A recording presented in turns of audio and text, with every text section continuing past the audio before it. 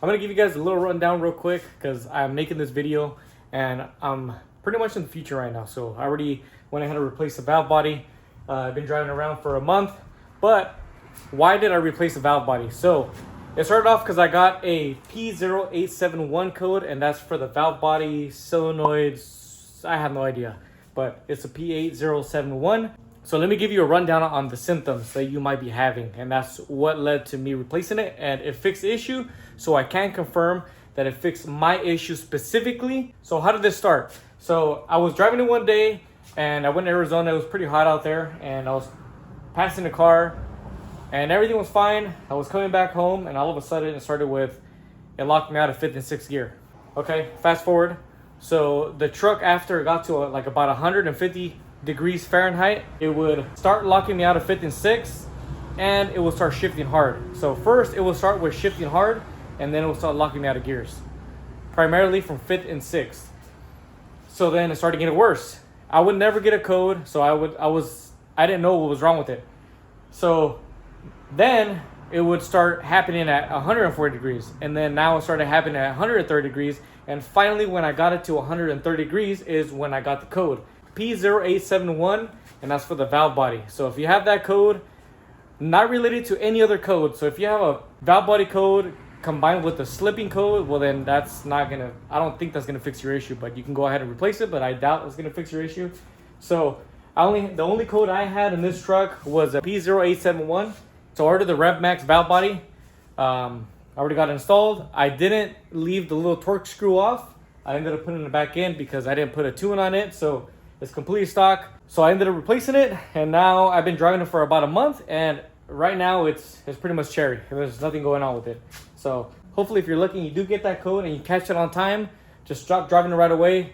You can just limp it home if you're close and just stop driving it, get a valve body. The original valve body that comes in this trucks are garbage because they have solenoids inside the valve body that are basically made out of plastic. So they're not good whatsoever. And then Revmax does a good job, and they replace all the internals with Billet. All in all, it fixed my issue. So if you're having the same issue, go ahead and get that replaced, and hopefully, fingers crossed, you didn't do any damage to your transmission. So let's get into the video. Today we're going to be installing a Revmax Billet valve body. So we went ahead and ordered the valve body itself with the Billet channel plate. We got the new solenoid right there. So my transmission is about 200,000 miles that it has on there already, so they recommended just to go ahead and replace it. If you have about, like, I would say about 40,000 miles, I don't think you should be a little worried about it, but I mean, if you want to change it anyways, you know, go ahead and buy it. So it's going to be pretty much easy installation. Just swap it out, and then it tells you right there, like a million times, do a relearn before you drive it. They give you two options. Option number one, if you have a stock application, they give you a Torx screw right there. You can't even see it, but they give it right there. You put it in, you pretty much plug one of the holes, and it limits the valve body to only 160 psi. If you leave it off, you're going to be able to run the 225 psi and up. So if you're going to run it stock, go ahead and put that in, and if you're not, go ahead and leave it off. So we already went ahead and took off the connector. Basically what you do is, it's pretty much in, you pull this tab down, and then you start working this lever down. So it's plugged in, and as you're taking it apart, you just want to just keep pushing it down, pull it up a little bit, push it down, pull it up, and then until you get to the very end, and then you're able to just to wiggle it out. What we're gonna do is we're gonna go ahead and get this drained. I got the PPE deep pan, so I already have a drain plug right here, and if you don't, it's probably gonna be a little bit messy, but if you do want to buy one of these, I'll suggest it's going to be like a better, easier service. As far as if it made a difference, actually, I can tell you that this actually didn't really make a difference that I noticed, but it is nice to just have a drain plug. So when you do a service, it's not going to be going everywhere. So drain it out and then pull the pan off. All right, we went ahead and removed the pan. Now to remove the valve body, we got to remove these 8mm screws. There's 1, 2, 3, 4, 5, 6. Once you remove those, it's gonna come down. Beware, because you're gonna make a mess. So make sure you got a pan underneath. There we go. We got it pretty much out. It already came out. So if you want, from the top side, because it's gonna be stuck on there, if you reach your hand over and you push it where the sensor is, it'll come out a little easier. So yeah, we already have it out. The only 8mm screws just like this, because the rest of them are Torx. So there's only 8mm screws just exactly like this. That's gonna release the valve body. All right, here I got the stock one out of the car, and then I got the Revmax. I ended up taking out the Torx from here and transferring over. I'm not gonna reuse the same solenoid, so I ended up buying a new one.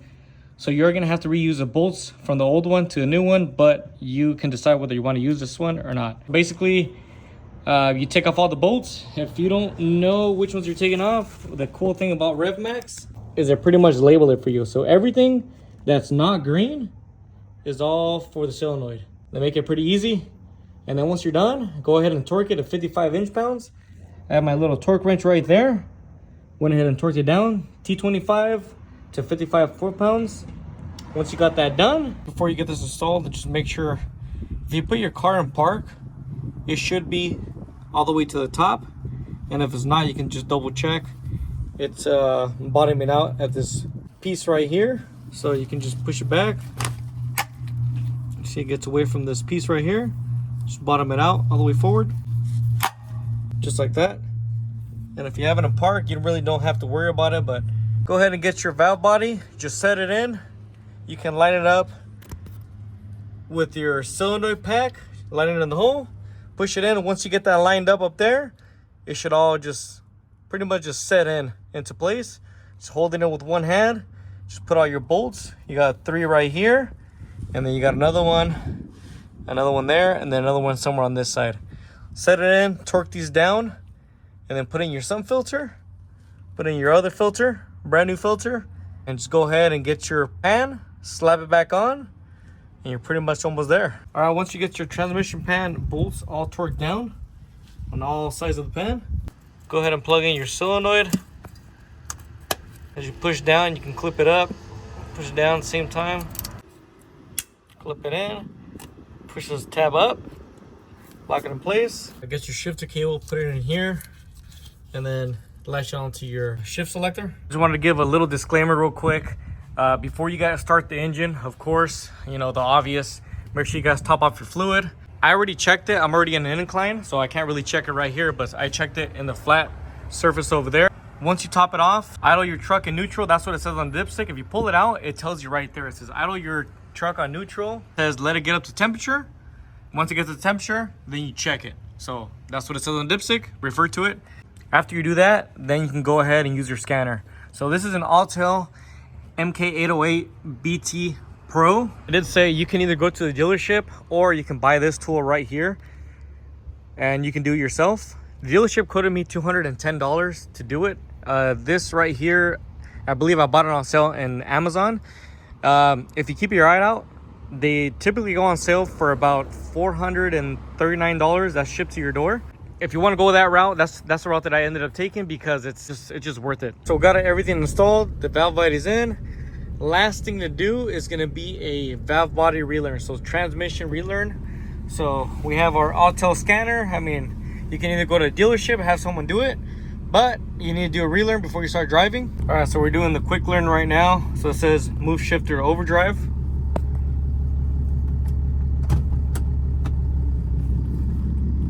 Move shifter to neutral.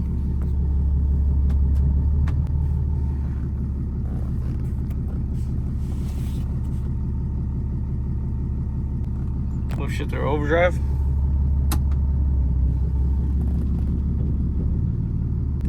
So, quick learn completed. Move shift lever to park. Not taking it for a ride.